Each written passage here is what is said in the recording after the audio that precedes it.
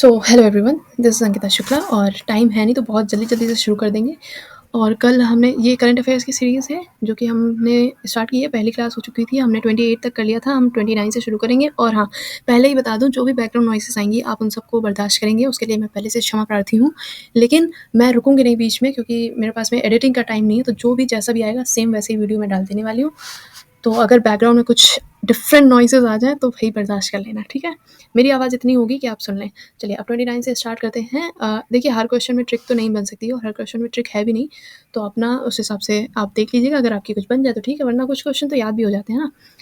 तो question number 29, central bank digital currency का उपयोग करने वाला भारत का पहला नगर निगम कौन बन गया है? पटना नगर निगम बन गया है। अब इसको याद कैसे करेंगे? देखिए, आपके पास में अगर करेंसी है, वो भी डिजिटल है, तो आप पूरे नगर के सेंटर ऑफ अट्रैक्शन बन जाते हैं। पूरे नगर के सेंटर ऑफ अट्रैक्शन बन जाते हैं। अगर आपके पास में करेंसी है, वो भी डिजिटल है, तो अगर आप पूरी डिजिटल करेंसी रख के नगर की सेंटर ऑफ अट्रैक्शन बन रहे हैं, तो आपके लिए किसी को भी पटाना बहुत आसान हो जाएगा। तो ये हो जाएगा पटना नगर निगम। बहुत जल्दी नहीं बता रही हूँ, जिनको जो मतलब बहुत इलेबोरेट करके नहीं बताऊंगी। जिनको ना समझ में आए वापस से वीडियो पीछे करके आप फिर से सुन लीजिए, आपको समझ आ जाएगा, ठीक है। सेंट्रल बैंक डिजिटल करेंसी की मेट्रो पार्किंग के लिए स्वीकार करने वाला भारत का पहला मेट्रो कौन बन गया है? कोच्चि मेट्रो। अब देखो, कोई वैल्यू नहीं होने वाली अगर आप मेट्रो में यूज़ करेंगे। मेट्रो पार्किंग में मोस्टली लोग डिजिटल करेंसी यूज़ करते हैं।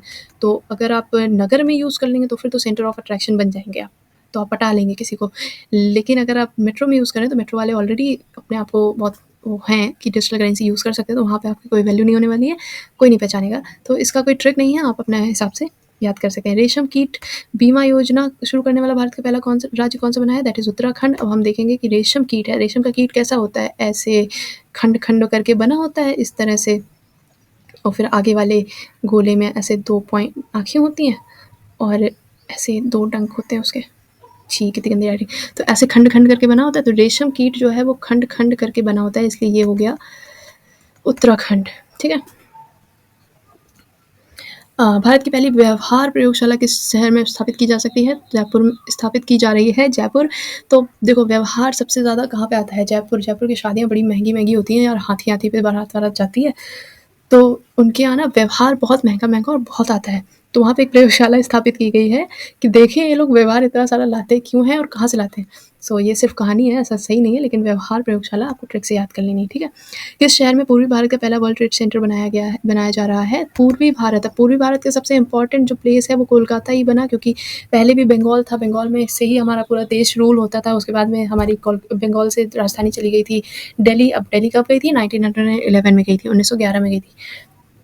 1905 में बंगाल विभाजन हुआ था, 1906 में मुस्लिम लीग की स्थापना हो गई थी, 1909 में मार्ले मिंटो आया था, और 1911 में जो बंगाल विभाजन था वो वापस से हटा दिया गया था, और उसकी वजह से उसके बाद में फिर दिल्ली जो थी वो राजधानी चली गई थी। NABH को से मान्यता प्राप्त करने वाला भारत का, तो इसको कैसे याद कर सकते हैं कि वर्ल्ड ट्रेड सेंटर पूर्वी भारत में वही बनाएंगे जो पूर्वी भारत का सबसे इंपॉर्टेंट प्लेस होगा, और वो कोलकाता है। तो इस तरह से याद कर सकते हैं। NABH से मान्यता प्राप्त करने वाला भारत का पहला एम्स कौन सा बना है? तो NABH, तो N से शुरू हो रहा है, तो ये नागपुर हो गया, नागपुर। यहाँ से NABH है तो N से नागपुर हो गया। AB से याद कर लेंगे आयुर्विज्ञान, ठीक है। आयुर्विज्ञान है, लेकिन आप यहाँ पे विज्ञान याद कर लीजिए, आयुर्विज्ञान, नागपुर आयुर्विज्ञान, बस ऐसे याद कर लीजिए, नागपुर आयुर्विज्ञान। NABH में NAB जो है नागपुर आयुर्विज्ञान है। इस तरह से, ऐसा नहीं है कि इसका फुल फॉर्म ये है, बस मैं याद करा रही हूँ ट्रिक से, ठीक है। माउंट एवरेस्ट पर चढ़ने वाली तमिलनाडु की प्रथम महिला कौन सी बनी है? माउंट एवरेस्ट पर चढ़ी है, तो माउंट एवरेस्ट पर चढ़ के इन्होंने ले ली है सेल्फी, तो इनका नाम हो गया सेल्वी, ठीक है। माउंट एवरेस्ट पर चढ़ के इन्होंने सेल्फी ले लिया है। ये याद रखिएगा कि तमिलनाडु की है और मुथमे जिनका फर्स्ट नेम है। तो इसमें से कुछ एक, तो पहली बात तो ये पता चल रहा है कि तमिलनाडु साइड का नाम है। अगर फिर भी ना याद है तो मिल और मिज ऐसे करके कुछ भी याद कर लेना, लेकिन मेन ट्रिक ये है कि माउंट एवरेस्ट पे चढ़ के इन्होंने सेल्फी ली है, तो इनके नाम में आ गया सेल्वी। भारत का पहला 100% डाई मिथाइल ईथर ईंधन वाला ट्रैक्टर किसने विकसित किया है? तो ईथर से साउंड आएगा इधर, ठीक है, ईथर इधर, तो हमारे इधर। तो मैंने तो इस तरह से याद किया है कि मेरे इधर ईथर वाला ईंधन वाला ट्रैक्टर बना है, तो मेरे इधर मतलब IIT कानपुर, मैं कानपुर से हूँ तो IIT कानपुर, ठीक है। Global container port performance index 2022 के अनुसार भारत का सबसे कुशल बंदरगाह कौन सा रहा है? पहली बात तो हमेशा से बंदरगाह अगर सबसे कुशल है, that has to be in Gujarat. और अगर कंटेनर है यहाँ पे, कंटेनर हमारे यहाँ कानपुर में कंटेनर को पीपा बोला जाता है। पता नहीं कितने लोगों को पता होगा, कितने लोगों की जगहों पे बोला जाता होगा, लेकिन हमारे यहाँ कंटेनर टाइप की जो चीज़ें होती हैं उन्हें पीपा बोला जाता है। तो पीपा वाव पोर्ट, कंटेनर आ गया, पीपा वाव पोर्ट आ गया, ठीक है। अब इसका कोई भी, अब जिसका नहीं पता होगा पीपा बोला जाता है तो वो अपनी ट्रिक बनाना कोई फिर। एशिया की सबसे बड़ी क्लस्टर विकास योजना, इसका कोई ट्रिक नहीं बना मुझसे। क्लस्टर विकास योजना ठाणे महाराष्ट्र में शुरू की गई है। मेरा भारत की राष्ट्रपति ने किस राज्य में भारत के सबसे बड़े उच्च न्यायालय परिसर का उद्घाटन किया है? तो भारत की राष्ट्रपति लिखा है, इसका मतलब द्रौपदी मुर्मू ने किया होगा। किस राज्य में भारत के सबसे बड़े उच्च न्यायालय परिसर, तो सबसे बड़ा उच्च न्यायालय परिसर है तो वो इतना बड़ा, इतना ऊंचा है कि वो झाड़ पे चढ़ा हुआ है। झाड़ मतलब नहीं कहते चने के झाड़ पे मत चढ़ाओ, तो मुझे नहीं पता झाड़ का मतलब क्या होता है, लेकिन इतना तो पता है ना, चढ़ाने कह रहे हैं तो कुछ ऊंची जगह है। तो ये समझ लीजिए कि ये जो इन्होंने सबसे बड़े उच्च न्यायालय, उतना ऊंचा इतना बड़ा है कि ये झाड़ पे चढ़ा हुआ है, इसलिए झारखंड। ठीक है। इंटरनेट इन इंडिया रिपोर्ट के अनुसार किस राज्य में इंटरनेट की पहुंच सबसे अधिक है? That is in Goa. Obvious सी बात है, वहाँ पे लोग सुबह 4 बजे तक पार्टी कर रहे हैं तो उन्हें इंटरनेट की जरूरत पड़ेगी ना। 4 बजे उनको कौन घर छोड़ेगा, कैब कैसे बुक करेंगे, उन्हें इंटरनेट की जरूरत पड़ेगी। तो इंटरनेट इन इंडिया रिपोर्ट 2022 के अनुसार गोवा में सबसे ज़्यादा इंटरनेट की पहुंच है। पूर्वोत्तर का सबसे बड़ा बहुउद्देशीय इंडोर स्टेडियम, अब इंडोर स्टेडियम कहाँ पे होगा? जहाँ पे मेघ आले, देखो भैया, जहाँ सबसे ज़्यादा मेघ आले वहाँ पे इंडोर स्टेडियम बनले। तो सबसे बड़ा बहुउद्देशीय इंडोर स्टेडियम कहाँ बनले? जहाँ मेघ आले, मेघालय। ठीक है। शिक्षा मंत्रालय के अनुसार भारत के किस राज्य की साक्षरता दर सबसे कम है? ये कोई याद करने वाली चीज़ नहीं है, सबको पता है, बिहार की है। सिप्री की रिपोर्ट के अनुसार कौन सा देश वर्ष 2018 से 22 तक विश्व का सबसे बड़ा हथियार आयातक देश बना? ये भी याद करने वाली बात नहीं, हम सबको पता है हम लोगों ने कितना सब कुछ खरीदा है बाहर से, रशिया एंड ऑल। तो सबको पता है हथियार सबसे ज़्यादा हम ही ने खरीद लिए हैं। भारत का सबसे बड़ा बैठने वाला हॉकी स्टेडियम कौन बना है? बैठने वाला हॉकी स्टेडियम, तो मराठी में ना बैठने को कहा जाता है बसा। देखा होगा तारक मेहता में, माधवी और भिड़े कहते हैं बसा बसा, इथे बसा। तो हाँ, तो बिरसा बसा। ठीक है। तो बैठने वाला तो बिरसा बसा। ठीक है। हॉकी स्टेडियम राउरकेला, बैठ के खाएंगे केला और देखेंगे मैच हॉकी का। ठीक है। भारत का पहला विद्युत तीर्थ गलियारा किस राज्य में विकसित किया जा रहा है? तो विद्युत तीर्थ, सबसे पहले अगर तीर्थ के नाम पे कुछ याद आता है दैट इज उत्तराखंड, क्योंकि सबसे ज़्यादा इस टाइम पे लोग वहीं तीर्थ जा रहे हैं। और विद्युत की ज़रूरत वहाँ पे एक्चुअल में बहुत ज़्यादा है, क्योंकि पहाड़ी इलाका है, वहाँ पे विद्युत चली जाएगी तो क्या होगा, तो वहाँ पे सबसे ज़्यादा ज़रूरत है, इसलिए वहाँ पे भारत का पहला विद्युत तीर्थ गलियारा बनाया जाएगा। नेक्स्ट क्वेश्चन पे आते हैं। IQAIR द्वारा जारी आंकड़ों के अनुसार विश्व का सबसे प्रदूषित शहर कौन है? That is Lahore. अब ये याद कर लेना, इसमें कोई ट्रिक नहीं है, और इसमें याद करना क्या है, लाहौर है तो है। भारत के में अंतरिक्ष यात्रा करने वाली सऊदी अरब की पहली महिला कौन बनी है? देखो, सऊदी अरब की पहली अंतरिक्ष में यात्रा करने वाली, तो उनके जब वो जा रही थी अंतरिक्ष में तो उनके फ्रेंड्स ने कहा कि रे आना, मतलब वापस भी आना, ऐसा नहीं वहीं पे रह जाओ, तो तुम वापस भी आना, तो रे आना। एंड बर नावी, तो इसमें से कुछ नहीं बन सकता, ये याद रखना कि अरब है तो अरब के रब को उल्टा कर देंगे बर। ठीक है। बस इतना याद रखना कि उसमें बर भी है, अरब के रब का उल्टा बर भी है उनके नाम में। तो उनसे उनके फ्रेंड ने कहा रे आना, मतलब वापस भी आना और वहीं पे ना रह जाना। हालांकि इसकी मैंने बहुत अच्छी ट्रिक बनाई थी, लेकिन वो अप्रोप्रिएट नहीं है यूट्यूब के लिए, तो मैंने फिर नहीं उसको बोला। अंतरिक्ष में यात्रा करने वाले संयुक्त अरब अमीरात के पहले अंतरिक्ष यात्री कौन बने हैं? सुल्तान अल नियादी। आप देखो, कोई संयुक्त अरब अमीरात से जा रहा है, अमीर आदमी जा रहा है, अमीर, यहाँ पे वर्ड आ रहा है अमीर। तो अगर कोई अमीर आदमी चला जाएगा तो उसके आसपास के लोगों को उसकी याद तो आएगी कि चला गया, पैसे कौन देगा तो अमीर आदमी चला गया तो उसकी बहुत सारी याद आ रही थी, तो सुल्तान अल नियादी। ठीक है। अपने नई बनने वाली इमारतों में जीवाश्म ईंधन और प्राकृतिक गैस पर प्रतिबंध लगाने वाला पहला अमेरिकी राज्य कौन बन गया है? That is New York. कोई ट्रिक नहीं है, बस इतना याद रखना, नेचुरल गैस है तो न्यूयॉर्क है, नेचुरल गैस न्यूयॉर्क, कोई ट्रिक विक नहीं बन रही इसमें। हाल ही में किस देश में गर्भपात को गोली को मंजूरी दे दी गई है? गर्भपात की गोली जापान। जब देखिए गर्भपात तब कराते हैं जब हमें कोई नहीं चाहिए होता है, हम कहेंगे कि जाओ नहीं ज़रूरत है, तो गर्भपात मतलब उसे कहा जा रहा है कि जाओ तुम्हारी ज़रूरत नहीं है, जा। तो जापान, पात से हमें पान साउंड भी आ रहा है, तो इस तरह से कर लो कि जा गर्भ से बात, मतलब अब समझ जाओ। IIT मद्रास किस देश में अपना पहला अंतर्राष्ट्रीय परिसर स्थापित करेगा? तंजानिया। तो IIT मद्रास, इसकी कोई ट्रिक नहीं बन रही, लेकिन फिर भी हम इसमें से ये बना सकते हैं कि जो दास है, दास वो तंज आ चुका है, तंग आ चुका है, तंग तंज। ठीक है। तो दास जो है वो तंग आ चुका है, इसलिए वो जा रहा है, जा रिया है, जानिया। ठीक है। तंग आके जा रिया है, कहाँ जा रहे हैं? अंतर्राष्ट्रीय परिसर बनाने। वो अपना मतलब बाहर जाके बना लेगा अपना खुद का घर। ठीक है। क्योंकि वो दास जो है वो तंग आ चुका है, तो वो जा रही है अंतर्राष्ट्रीय परिसर बनाने।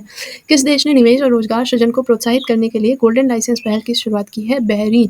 पहली चीज़, इसमें दो चीज़ें बन सकती हैं। देखो, बहरीन में से आ रहा है बहरा, मतलब बहरा, जो इंसान भी बहरा होगा वो कान से ही तो बहरा होता है, और कान में पहनते हैं हम लोग गोल्ड। ठीक है। लेकिन एक और चीज़ याद कर सकते हैं कि कोई इंसान अगर गोल्ड को बाहर ले जाना चाहे तो उसे लाइसेंस की ज़रूरत पड़ेगी, गोल्डन लाइसेंस। तो गोल्ड के लाइसेंस की ज़रूरत हमें कब पड़ेगी? जब हमें उस चीज़ को बाहर ले जाना हो, देश के बाहर ले जाना है, ठीक है। विश्व का पहला तरल हाइड्रोजन संचालित फेरी एमएफ हाइड्रा किस देश में चलाया गया है? तरल हाइड्रोजन संचालित फेरी माई एमएफ हाइड्रा। हाइड्रा का मतलब होता है जल और मतलब पानी, और पानी में चलती है नाव, ठीक है। तो Norway. Oxford malaria vaccine R20, malaria vaccine R20 ये याद रखना, इसमें ये इंपॉर्टेंट नहीं, ये इंपॉर्टेंट है कि ऑक्सफोर्ड ने जो मलेरिया वैक्सीन बनाई है उसका नाम R20 है। इसके उपयोग को स्वीकृति देने वाला खाना देश है। आप ये याद रखिए, जो घनी बस्तियाँ होती हैं वहीं पे ज़्यादातर मलेरिया होता है, तो इस तरह से याद कर सकते हैं, लेकिन ये ज़रूर याद रखिएगा कि ऑक्सफोर्ड वाली जो है वो R20 है। दुबई एयरपोर्ट पर दुनिया के पहले रोबोटिक चेक इन सहायक को लॉन्च किया गया, इसका नाम क्या रखा गया? इसका नाम सारा रखा गया। देखो, ये इंसान चेक करेगा तो हो सकता है कुछ चीज़ें छोड़ दे, लेकिन जब रोबोट चेक कर रहा है इसका मतलब वो सारा का सारा चेक करेगा। रोबोट चेक करेगा तो सारा का सारा चेक करेगा, इसलिए उसका नाम रख दिया गया सारा। माउंट एवरेस्ट पर सबसे अधिक 27 बार चढ़ाई करने का रिकॉर्ड किसने बनाया? अब देखिए, पूरी रिस्पेक्ट के साथ में, क्योंकि माउंट एवरेस्ट चढ़ना बहुत मुश्किल होता है, मैं सिर्फ यहाँ पे ट्रिक बना रही हूँ, कोई ऑफेंस वाली बात नहीं है। तो देखो, 27 बार ये माउंट एवरेस्ट पे चढ़ रही है, इसका मतलब इनके पास में कोई भी काम नहीं रहता है, तो ये हर दूसरे दिन माउंट एवरेस्ट पे चढ़ जाती हैं, जो भी हैं। तो ये 27 बार चढ़ गई हैं, क्योंकि इनके पास में कोई भी काम नहीं रहता है। काम नहीं रहता, काम ही रीता माउंट एवरेस्ट पे, इसलिए वो रोज रोज चढ़ जाती हैं। अल्कोहल उत्पादों पर स्वास्थ्य चेतावनी को अनिवार्य रूप से लागू करने वाला देश का पहला देश कौन बना है? आयरलैंड। अगली बार आपसे कोई कहे आ यार पिए अल्कोहल, तो उससे कह देना नहीं भैया, स्वास्थ्य चेतावनी मिल चुकी है, ठीक है। तो अगर कोई कहे आपसे आ यार अल्कोहल पिए, तो कह देना नहीं, स्वास्थ्य चेतावनी मिल चुकी है घर से। किस देश की सरकार ने किस देश की सरकार ने वर्ष 2025 को पर्यटन के लिए विशेष वर्ष के रूप में घोषित किया है? That is Nepal. नेपाल का 2025 का पर्यटन के लिए विशेष वर्ष है, इसमें कुछ याद करने लायक नहीं है, आप याद कर सकते हैं। फिनलैंड नाटो सैन्य संगठन में शामिल हो गया है। इसके साथ नाटो में सदस्य देशों की कुल संख्या कितनी हो गई? 31 हो गई है। अब ये याद रखना, लास्ट फिनलैंड है वो 31 है, तो हमें याद है 31 दिसंबर को हम लोग क्या करते हैं, बहुत सारा फन करते हैं, बहुत सेलिब्रेट करते हैं, क्योंकि साल का आखिरी दिन होता है, और ये नाटो का लास्ट वाला पार्टिसिपेंट भी है, सदस्य मेंबर कंट्री है। तो 31 को हमारा लास्ट वो होता है, और हम बहुत फन करते हैं, इसलिए फिनलैंड हो गया, ठीक है। दुनिया का सबसे कम स्वतंत्र देश हाल ही में किसे घोषित किया गया है? तिब्बत। इसमें क्या ही याद करें, तो सत्य है, इसके लिए यहाँ पे देश वर्ड यूज़ हो गया, यही इसके लिए बहुत बड़ी स्वतंत्रता की बात हो गई है, क्योंकि चीन तो इसे देश कंसीडर ही नहीं करता। दुनिया का सबसे अमीर शहर हाल ही में किसे घोषित किया गया है? That is New York city. इसमें कुछ याद करने वाला नहीं, सबको पता है। और न्यूयॉर्क का भी हमने एक और क्वेश्चन ऊपर देखा था, दैट वॉज कि इन लोगों ने नेचुरल गैसेस को के यूज़ को एज ए ईंधन बैन कर दिया है। भारत का पहला अंतर्राष्ट्रीय क्रूज जहाज MV एम्प्रेस जो है वो चेन्नई से कहाँ जा रहा है? श्रीलंका जा रहा है। तो इसकी कोई स्पेशल ट्रिक नहीं, लेकिन इतना याद रख सकते हैं, एम्प्रेस का मतलब होता है रानी, और हमारी रानी सीता जो है उनको श्रीलंका लेके गया था रावण, लंका लेके गया था, जो कि अब श्रीलंका है। तो इस तरह से हम याद कर सकते हैं कुछ कनेक्शन बना के। और एक और याद रख सकते हैं कि पहला अंतर्राष्ट्रीय क्रूज जहाज है, तो अपने सबसे पास वाले पड़ोसी के पास ही तो जाएगा ट्रायल मारने, ठीक है। किस देश ने पहले 7 वर्षों में पहली बार सऊदी अरब में अपना दूतावास खोला? That is Iran. इसका कोई भी ट्रिक नहीं बन रहा है, लेकिन आप अपने हिसाब से समझ लेना, कुछ बना लेना, याद कर लेना। भारत, फ्रांस और UAE के बीच त्रिपक्षीय जो समुद्री अभियान 2000, ये भी ओमान खाड़ी में हुआ है। इसका भी मुझे कोई ट्रिक नहीं बन रहा है, इसलिए याद करना ज़रूरी पड़ जाएगा आपको, है ना।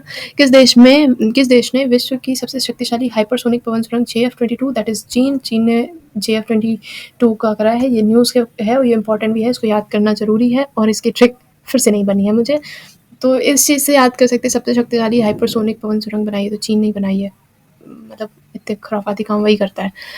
ग्लोबल यूनिकॉर्न इंडेक्स 2023 के अनुसार किस देश में विश्व के सबसे अधिक यूनिकॉर्न? अमेरिका में है, क्योंकि भैया अमेरिका के पास बहुत पैसा है, और पैसा है इसीलिए यूनिकॉर्न बन रहे हैं, ठीक है। संयुक्त राष्ट्र के आंकड़ों के अनुसार दुनिया का सबसे अधिक आबादी वाला देश, इसमें हम आ गए हैं फर्स्ट, सबसे ज़्यादा आबादी हमारी ही हो गई है, और इसमें कुछ याद करने वाला नहीं है, आप सबको पता है। भारत का सबसे बड़ा व्यापारिक भागीदार अमेरिका है, क्योंकि अमेरिका में इतने सारे यूनिकॉर्न्स बन रहे हैं, और उनको पता है कि भारत कितना बड़ा मार्केट है उनके लिए, तो अमेरिका हमारा सबसे बड़ा व्यापारिक भागीदार बन चुका है। विश्व के किस देश में महिला पायलटों का प्रतिशत सबसे अधिक है? That is Bharat. तो हम लोग सिर्फ आबादी में सबसे ऊपर नहीं है, हम कुछ अच्छी चीज़ों में भी सबसे ऊपर हैं। एशिया के सबसे बड़े 4 मीटर इंटरनेशनल लिक्विड टेलीस्कोप का उद्घाटन कहाँ किया गया है? वो है उत्तराखंड।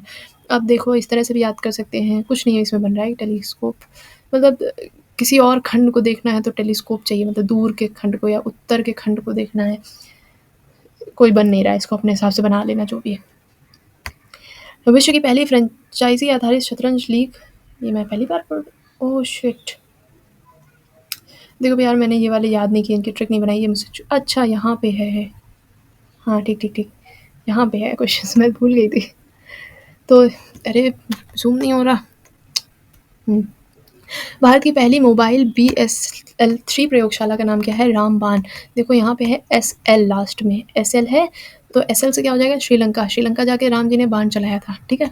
तो रामबाण। अब अगर आप कहेंगे इससे कैसे याद आ जाए? कुछ नहीं, अगर ऑप्शन में रामबाण होगा ना तो आपको याद आ जाएगा कि हमने याद किया था राम जी ने बाण चलाया था। कहाँ चलाया था? श्रीलंका में चलाया था। अब देखेंगे आप क्वेश्चन में आके कि इसमें श्रीलंका SL है तो आप इसको ट्रिक कर देंगे।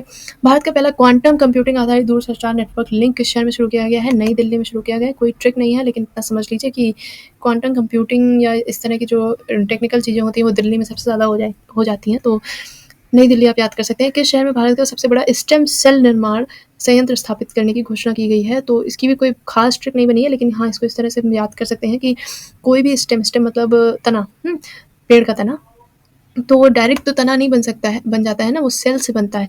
तो पहले सेल बनती है, बाद में तना बनता है। तो हैदराबाद, इसमें बाद आ रहा है, तो पहले सेल बनेगी फिर बाद में स्टेम बन जाएगा, तो बाद में बनेगा इसलिए बाद, ठीक है? स्टेम और सेल दोनों हैं, तो इसमें सेल पहले बनेगी, स्टेम बाद में बनेगा, तो बाद। किस देश ने विश्व की पहली सैंड बैटरी स्थापित की है? देखो हम लोग को जब भी हम लोग बीच पे जाते हैं तो सैंड मतलब रेत से हम खेलते हैं, फन करते हैं, और इन लोगों ने इतना फन किया कि सैंड से फन कर करके इन्होंने सैंड बैटरी बना डाली, ठीक है? तो इस तरह से हम याद कर सकते हैं। इसरो ने स्नातक और स्नातकोत्तर मतलब ग्रेजुएट एंड पोस्ट ग्रेजुएट छात्रों को अंतरिक्ष विज्ञान एवं प्रौद्योगिकी संबंधी प्रारंभिक प्रशिक्षण देने के लिए किस कार्यक्रम की शुरुआत की है? दैट इज स्टार्ट कार्यक्रम। इसका फुल फॉर्म है space science and technology awareness training. हाँ, ये इसका फुल फॉर्म है, तो इसको इसी तरह से याद कर लीजिएगा। पहली बार स्टार्ट किया गया इसलिए स्टार्ट कार्यक्रम हो गया। भारतीय नौसेना ने कलवरी श्रेणी के किस छठी और अंतिम पनडुब्बी को समुद्री परीक्षण किया है? That is Vagsheer. इसमें देखिए प्रोजेक्ट 75 था और इसमें 6 आनी थी सबमरीन। सो कौन कौन सी आई है? कलवरी फर्स्ट थी, खांडेरी सेकेंड, करंज थर्ड, वेला फोर्थ, वागीर फिफ्थ थी और वागशीर जो है वो 6 आ गई। केन्या ने अपना पहला पृथ्वी अवलोकन ग्रह का नाम क्या रखा है? ताइफा 1 रखा है। अब देखिए कन्याएं जो हैं उन्हें तोहफा मिलता है, कब मिलता है? जब उन्हें नवरात्रि में कन्या खाने के लिए बुलाया जाता है, मतलब कन्याओं को बुलाया जाता है, कंजक वाला सिस्टम होता है ना, तो कन्याओं को तोहफा मिलता है तब। तो दुनिया के सबसे बड़े और शक्तिशाली रॉकेट स्टारशिप को उसने विकसित किया है, that is starship space x. Space में है एक्स, तो स्टार भी होते हैं एक्स एक्स एक्स एक्स करके बने होते हैं स्टार, तो उस तरह से याद कर सकते हैं। बाकी सबको पता भी है इसके बारे में। किस अंतरिक्ष एजेंसी के यात्रियों ने अंतरिक्ष उद्यान का निर्माण किया है जिसमें जीनिया फूल के पौधों की खेती की गई है? नासा ने किया है। इतना बढ़िया वाला काम नासा ही कर सकता है, क्योंकि अगर इसरो ने किया होता तो हमें पता होता न्यूज़ के थ्रू। तो नासा ने किया है। बस इस फूल का नाम रखना, याद रखना, क्योंकि ये नहीं पूछेगा किसने किया, इसमें हमारे एग्जाम में फूल का नाम आ सकता है, तो जीनिया फूल ने किया, ठीक है? लास्ट क्वेश्चन हम देख लेते हैं। बिपरजॉय तूफान ने भारत के किस राज्य के तट से सबसे पहले टकराया? That is Gujarat. देखो भैया, बिपरजॉय जो है वहां से आ रहा था, मतलब गुजरात साइड से ही आ रहा था, तो गुजरात से ही टकरा गया वो आके। इसमें अब क्या ही याद करना है, रट लो एकदम। इस चीज़ की ट्रिक बनाई नहीं है, तो ये खेलकूद वगैरह की ट्रिक मैं बनाऊंगी और इसका स्क्रीनशॉट मैं खेलकूद वालों का डाल दूंगी, जो ताकि आप लोग अपना पहले से याद करके आएँ, और आगे ट्रिक्स मैं बता दूंगी तो आपका रिविजन भी हो जाएगा, ठीक है? So that's it for today's video. और एक और छोटी सी न्यूज़ है, वो ये है कि मैं इंस्टाग्राम बंद कर रही हूँ आज से, मेंस तक पक्का बंद कर रही हूँ। अपना सीरियल मेंस जब तक मेरा नहीं हो जाता तब तक के लिए मैं इंस्टाग्राम बंद कर रही हूँ। तो वहाँ पे मुझे कोई भी क्वेश्चन, कोई भी क्वेरीज अभी मत भेजिएगा। जो भी है आप कमेंट सेक्शन में दे दीजिए। उसके पीछे 2 रीज़न है। एक तो मेरा टाइम बहुत वेस्ट हो रहा है, दूसरा रीज़न ये है वहाँ पे इनएप्रोप्रिएट लोग बहुत आ रहे हैं। लाइक वो एक जेन्युइन प्रॉब्लम वो पूछते हैं मुझसे, और जब मैं मैसेज रिक्वेस्ट एक्सेप्ट करके उसको जनरल में शिफ्ट कर देती हूँ, तो फिर वहाँ पे वो बड़े फ्रैंक हो जा रहे हैं लोग, तो मुझे वो चीज़ें नहीं अच्छी लग रही हैं, तो मैं सोच रही हूँ कि बंद ही कर दूँ। मैंने बिगिनर वालों की हेल्प के लिए इस चीज़ को शुरू किया था कि इंस्टाग्राम पे जो बिगिनर्स हैं, मतलब जो प्रिपरेशन में जो बिगिनर्स हैं, तो उनके जो भी डाउट्स होते हैं, क्वेश्चंस होते हैं, क्योंकि जब मैं अपनी बिगनिंग में थी अपनी प्रिपरेशन की, तो मुझे बहुत सारे डाउट्स होते थे, और मैं सोचती थी कोई ऐसा हो जो प्रिपरेशन कर रहा हो और थोड़ा-सा मेंस लेवल तक पहुँच रहा हो, उससे मेरी बात हो जाए तो वो मेरी हेल्प कर सके, उससे मैं डायरेक्ट बात कर सकूँ। इसलिए मैंने बिगिनर्स के लिए शुरू किया था कि वो मुझसे क्वेश्चंस पूछ सकें। लेकिन वहाँ पे लोग आके ना मतलब स्टार्ट ऐसे होता है कि मैम ये प्रॉब्लम है, या फिर दीदी ये प्रॉब्लम है, एंड जब वो जनरल वाली उसमें मैसेज लिस्ट में पहुँच जाते हैं, तब वहाँ पे मैसेज आने लगते हैं कि यार इसका क्या करूँ? यार ये क्या करूँ? तो ये ना जो लैंग्वेज का बहुत फ्रैंक हो रहे हैं, और यही नहीं है, और भी बहुत सारी चीज़ें हैं। तो फिर मुझे वहाँ पे कंफर्टेबल नहीं लग रहा है, तो मुझे लग रहा है कि उसको बंद कर देना चाहिए, ज़्यादा अच्छा है। और क्योंकि कल कुछ ऐसे मैसेजेस मेरे पास में रात को मुझे मिले कि फिर मेरा दिमाग ख़राब हो गया, मुझे नींद नहीं आई बहुत रात तक। तो मेरे अकॉर्डिंग मेरी मेंटल पीस, क्योंकि मेरे 2-2 मेंस लगे हैं नेक्स्ट मंथ, तो मेरी मेंटल पीस इस टाइम पे बहुत ज़रूरी है, इसलिए मैं इंस्टाग्राम बंद कर रही हूँ। थोड़े दिन के लिए। बाद में जब झेलने लायक हो जाएँगे तब ऑन कर देंगे फिर से, ठीक है? तो अगर किसी को कोई प्रॉब्लम है तो कमेंट सेक्शन में बता दो, मैं यहीं पे सॉल्व करूँगी। चलिए ठीक है, आज के लिए इतना ही। अगर सेशन अच्छा लगा हो तो प्लीज़, प्लीज़, प्लीज़ सब्सक्राइब ज़रूर कर दीजिए, क्योंकि जब आपके लिए कोई कुछ करे तो उसको बदले में कुछ कर देना चाहिए, स्पेशली जब वो फ़ायदेमंद हो। और मतलब मैं बेनिफिशियल हूँ, मेरा कंटेंट अगर बेनिफिशियल है आपके लिए तो कर दीजिए मुझे सब्सक्राइब। और बस इतना ही है। Thank you so much.